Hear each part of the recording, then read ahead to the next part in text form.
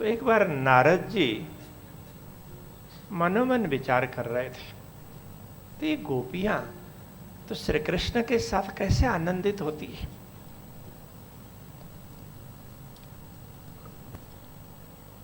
तो वो तो कृष्ण के सिवाय कुछ सोचते ही नहीं। तो उन्होंने ब्रजमंडल का ध्यान किया,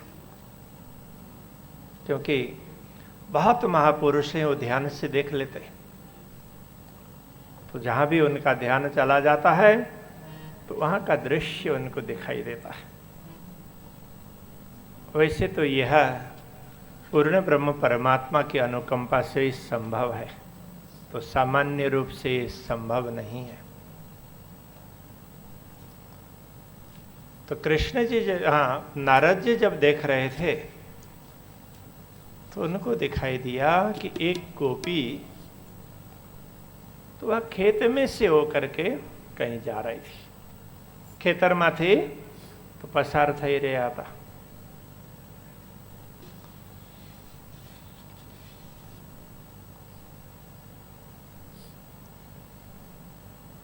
खेत में झाड़ियां होती है,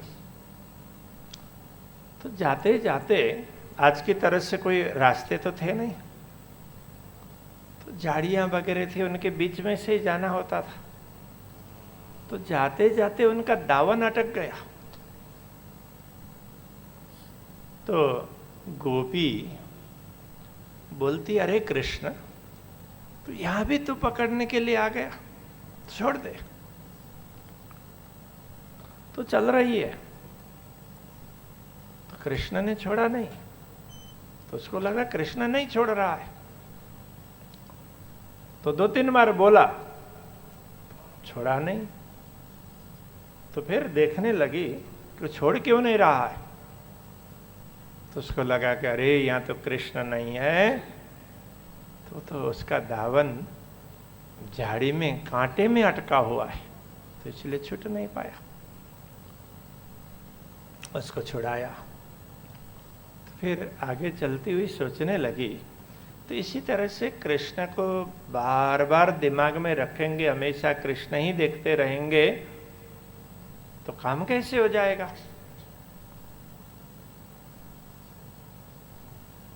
थोड़ा आगे जाकर के वो जमीन में बैठ गई और फिर कहने लगी कि मैं कृष्ण को दिमाग से निकाल देती हूं। तो नारद जी ये दृश्य देख रहे थे। तो नारद जी कई बार भाव भी समझ लेते हैं। तो उस समय नारद जी को समझ आया कि इन लोगों की भक्ति कैसी है। तो नारद जी कहने लगे कि देखो, योगी लोग साधना करते हैं, तपस्वी लोग तपश्चर्या करते हैं, तो किस लिए करते हैं कि परमात्मा की छवि उनके हृदय में एक बार अंकित हो जाए, उनको एक झलक मिल जाए। उसके लिए वो सैकड़ों वर्षों तक साधनाएं करते हैं। और ये गोपी तो उस छवि को तो अपने दिमाग से निकालना चाह रही है। अब बोली, ये गोपी मूर्ख है या सज्जन है, समझदार है। तो यहां पर नारद जी गोपी की मूर्खता की बात नहीं कह रहे हैं, वो गोपियों का महत्व समझा रहे हैं कि बड़े बड़े तपस्वी, योगी, ज्ञानी, ध्यानी तो कृष्ण की छवि को एक झलक अपने दिमाग में बैठाना चाहते हैं, अपने दिल में बैठाना चाहते हैं। जबकि गोपियों के दिल दिमाग में सदैव कृष्ण ही कृष्ण रहते हैं। तो ये गोपियों की विशेषता है। नारद जी ने तो भक्ति सूत्र बनाया, उसमें उन्होंने भक्ति की परिभाषा कही। तो कहते हैं भक्ति क्या है, सातु अस्मिन् परम प्रेम रूपा। तो भक्ति तो अस्मिन् का तात्पर्य परमात्मा में, श्री कृष्ण में परम प्रेम हो तो वो भक्ति है। उसके बाद में भक्ति प्राप्त होने से क्या क्या फायदा होते हैं तो सब बताया। तो व्यक्ति को अमृतत्व का अनुभव होता है तो तृप्त हो जाता है। तो बहुत कुछ समझाया। तो आगे जाकर के जब उदाहरण देते हैं ना, तो ऐसी भक्ति तो कहाँ पाई गई। तो उदाहरण में कहते हैं यथा ब्रज गोपिका ना, जैसे ब्रज की गोपियों में भक्ति थी ऐसी ही भक्ति वो परम प्रेम रूपा भक्ति है, प्रेम लक्षणा भक्ति है। निजानंदाचार्य श्री देवचंद्र जी महाराज और महामती श्री प्राणनाथ जी ने इसी भक्ति को प्रेम लक्षणा भक्ति कहा है। तो हम लोग भी भक्ति करते हैं, कोई पूजा करते हैं तो भी भक्ति है। किसी महापुरुष ने कहा पूजादिषु अनुराग, पूजा आदि में अनुराग होना तो वो भी तो भक्ति है। कथा वार्ताओं में अनुराग होना तो ये भी भक्ति है। तो भक्ति तो कई प्रकार की होती है, लेकिन श्रेष्ठ भक्ति है वह प्रेमा भक्ति है। तो इसको ही प्रेम लक्षणा भक्ति कहा है। तो एक बार अपने तो भक्ति का स्वतंत्र विवेचन कर लेंगे, थोड़ा सा समय लगेगा तो वो बाद में अपने रखते हैं। जहाँ भक्ति का प्रसंग आएगा तो वहाँ भक्ति का स्वतंत्र विवेचन करते हैं। यहाँ पर मात्र गोपियों की बात करेंगे। तो हम लोगों की भक्ति में और गोपियों की भक्ति में फर्क क्या है। तो हम लोग दुनिया में मन घूमता रहता है, उसको थोड़ी देर दुनिया से हटा करके कृष्ण की ओर लगाना चाहते हैं, पूर्ण ब्रह्म परमात्मा की ओर लगाना चाहते हैं। तो मन तो दुनिया में भटकता ही रहता है, तो उसको उधर से मोड़ करके कृष्ण की ओर लगाते हैं। तो गोपियां क्या करती है, तो गोपियों का मन तो कृष्ण में लगा ही रहता है। तो जब उनको लौकिक कार्य करने होते हैं तो उस समय उसमें से मन को हटा करके फिर लौकिक कार्यों में लगाती है। तो फर्क कितना हुआ। तो हम लोग 24 घंटे में तो 1-2 मिनट लगाना चाहते हैं, तो जब गोपियां तो हमेशा लगाती ही रहती है, उनका लगा ही रहता है, स्वाभाविक रूप से लग जाता है। तो उनको लगाने की आवश्यकता नहीं है, उनका तो लगा हुआ ही होता है। जब कुछ काम करने होते हैं तो थोड़ी देर तो काम की ओर लगा, तो काम पूरा हो गया तो श्री कृष्ण की ओर लग गया। तो हम लोग तो माया मोह में लगे हुए में से थोड़ा सा हटा करके लगाना चाहते हैं। तो यदि आधा घंटा हम ध्यान में बैठते हो, आधा घंटा हम अक्षरातीत का स्मरण करते हो, तो उतने में कितनी देर मन लगता है। तो आप विचार करेंगे, कईयों को मिनट लगेगा, तो 30 मिनट में से 1 मिनट लगा। कई लोगों को इतना भी नहीं लगेगा और कईयों को काफी ज्यादा लगता है। तो आपको लगता होगा जिनको ज्यादा लगता है तो क्या करते होंगे, और लगता है तो ज्यादा कुछ नहीं करते, वो मात्र प्रेम करते हैं। पूरी श्रद्धा है, पूरा प्रेम है, तो सहज रूप से उन्होंने स्वीकार किया है। हम लोग जबरदस्ती लगाने के लिए प्रयत्न करते हैं।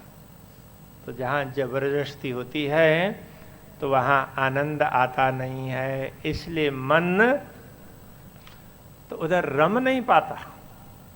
तो दुनिया में तो सहज भाव से मन जाता है, तो और रमने लगता है, फिर भी उसको संतोष नहीं, इधर से उधर चारों तरफ चक्कर मारा तो उसको कहीं संतोष तो नहीं मिला।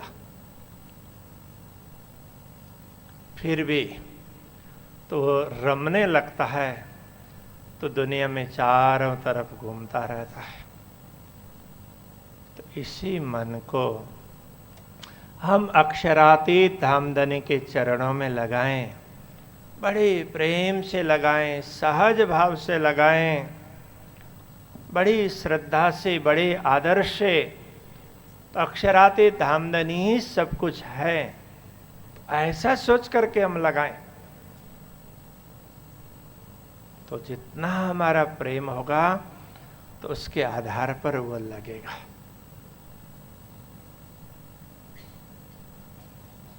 तो कई लोग पूछते हैं भक्ति कैसे करनी होती है, तो क्या करना होता है भक्ति में?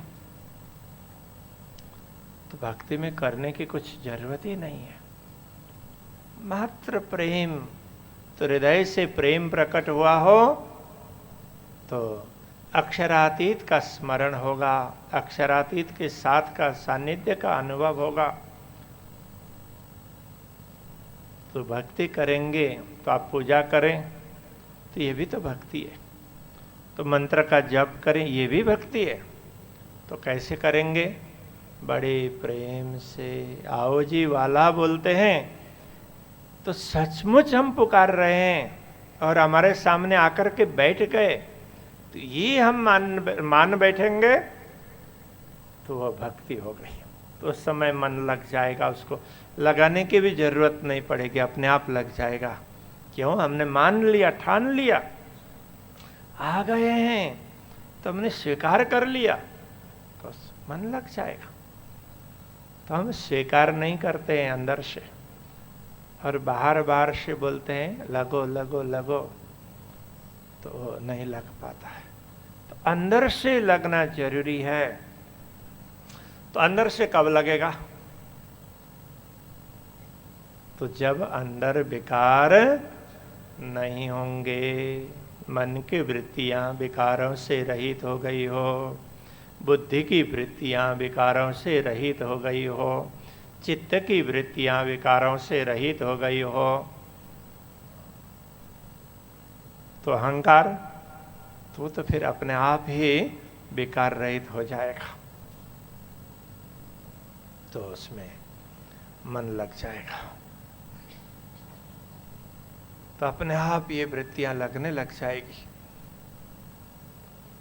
तो हमें सदैव ये सोचना चाहिए कि हम तो अक्षरातीत धामधनी की शरण में हैं, उनके आश्रय में हैं, उनकी कृपा हमारे ऊपर बरस रही है। सदैव ये सोचें। तो हम लोग ये पॉजिटिव सोच नहीं रखते, सकारात्मक सोच। तो नकारात्मक सोच ज्यादा रखते हैं। ये नहीं हुआ, वो नहीं हुआ, हमारे पास ये नहीं है, वो नहीं है, वो नहीं है। सब नहीं नहीं, जो नहीं है ना वो खालीपन दिखाई देता है। तो जो देखते रहेंगे तो वही प्राप्त होगा ना। खाली को ही देखते रहेंगे तो सब खाली हो जाएगा। तो भरा हुआ देखना होगा। तो भरा हुआ क्या है? तो ये कृपा हुई है, तो ये कृपा की मुझे, तो वो कृपा को देखते रहे। तो ये परिपूर्णता को देखने के लक्षण है। कांच का गिलास, तो उसमें थोड़ा पानी डाला हो तो यहाँ बाहर रखें तो ऐसे दिखाएंगे। तो किसी को पूछेंगे तो क्या बोलेंगे? तो ये बोलेंगे कि ये तो आधा से ज्यादा खाली है। तो क्यों? तो खाली दिखाई दे रहा है। तो आधा से ज्यादा खाली है। बहुत कम लोग देखते हैं कि देखो तो इतना भरा है, उनको भरा हुआ दिखाई देता है। जितना भरा है, आधा भरा है, तो भरा हुआ देखा ना, बात तो सही है। तो आधा भरा है ये भी सही है, आधा खाली है ये भी सही है।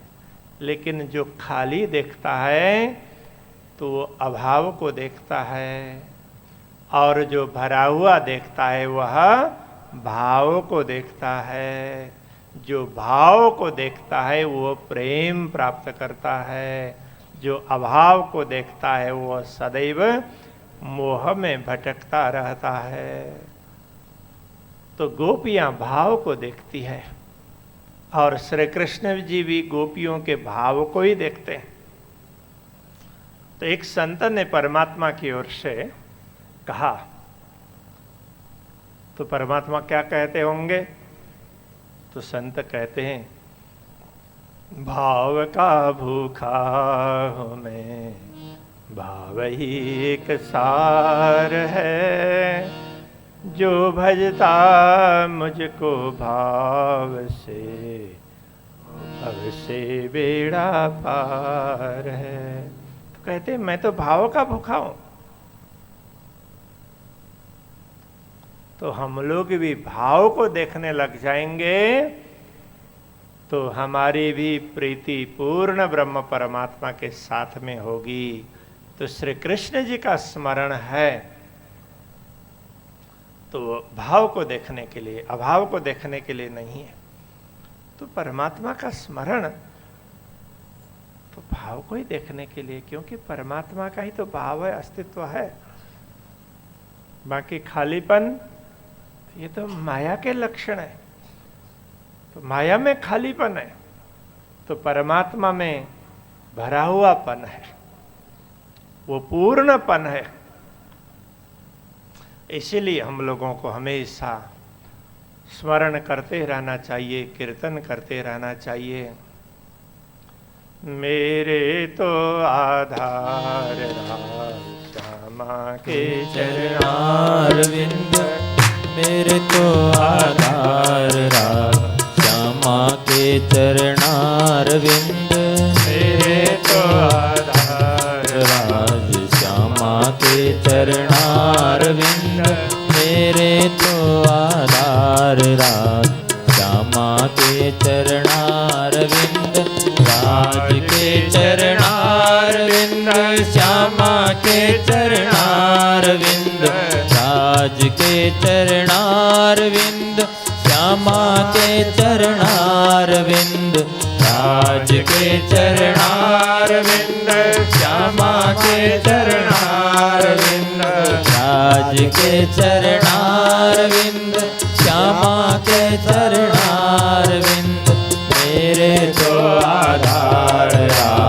श्यामा के चरणारविंद, मेरे तो आधार श्यामा के चरणारविंद, मेरे तो आधार श्यामा के चरणारविंद, मेरे तो आधार श्यामा के चरणारविंद, राज के चरणारविंद श्यामा के चरणारविंद, राज के चरणारविंद श्यामा के चरणारविंद, राज के चरणारविंद श्यामा के चरणारविंद, राज के चरणारविंद श्यामा के चरणारविंद, मेरे तो आधार राज श्यामा के चरणारविंद, मेरे तो आधार राज श्यामा के चरणारविंद, मेरे तो आधार राज श्यामा के चरणारविंद, मेरे तो आधार राज श्यामा के चरणारविंद, राज के चरणारविंद श्यामा के चरणारविंद, राज के चरणारविंद श्यामा के चरणारविंद, राज के चरणारविंद श्यामा के चरणारविंद, राज के चरणारविंद श्यामा श्यामा के चरणारविंद राज के चरणारविंद श्यामा के चरणारविंद राज के चरणारविंद श्यामा के चरणारविंद मेरे तो आधार राज श्यामा के चरणारविंद मेरे तो आधार राज श्यामा के चरणारविंद मेरे तो आधार राज श्यामा के चरणारविंद मेरे तो आधार राज श्यामा के चरणारविंद राज के चरणारविंद श्यामा के चरणारविंद राज के चरणारविंद श्यामा के चरणारविंद राज के चरणारविंद श्यामा के चरणारविंद राज के चरणारविंद श्यामा के चरणारविंद मेरे तो आधार राज श्यामा के चरणारविंद मेरे तो आधार राज श्यामा के चरणारविंद मेरे तो आधार राज श्यामा के चरणारविंद मेरे तो आधार राज श्यामा के चरणारविंद। श्री कृष्ण कन्हैया लाल की जय।